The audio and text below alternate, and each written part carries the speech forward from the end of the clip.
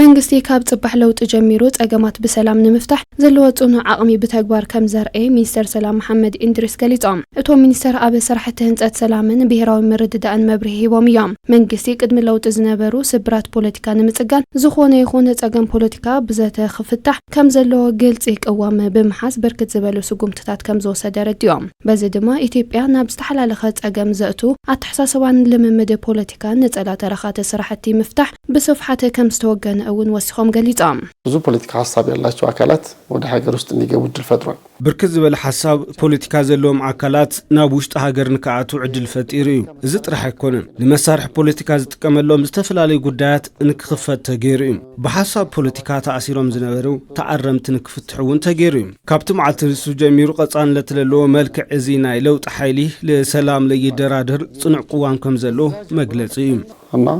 ጽኑ አቋም እንዳለው መገለጫ ነው ስለዝኾነ ድማ ልሂቃን ፖለቲካ ሰላም ዘጽንዑ ሓድነት ዘጎልብቱ ሐሳባት በመፍልፋል ግዱኦም ክዋጹ ሓቲቶም ዝበልጸገት ሃገር ንምህናጽ ተሳትፎ ሁሉ ዜጋን ምትሕብባርን ከም ዘድልውን ሓቢሮም የበለጸገች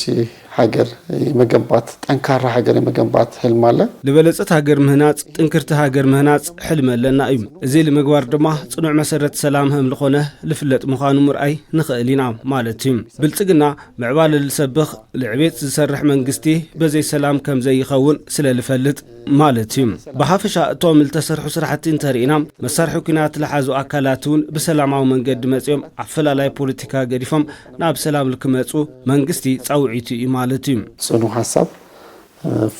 መገለጫ ነው በኻል ወገን ድማ ሚኒስተር ሰላም አበ ተሳግርት ወሰን አገልግሎት ሰናይ ተግባራት መናእሰይ በመሰልጣን ብሄራዊ ምርድዳእ ዝፈጥሩን ሓድነት ዘጎልብቱን ባህልታትን ከዓቢ እናሰርሐ ከም ዝኾነ ተዛሪቦም ነዚ ድማ ኣብ 12 ዙር ልዕሊ 70,000 መናእሰይ በመሰልጣን ተረባሕነት ህዝቢ ሓድነት ዘጎልብቱ ስራሕቲ ከም ዝተወገኑ አፍሊጦም በበጎ ፈቃደኝነትን ሀገርን የመገንባት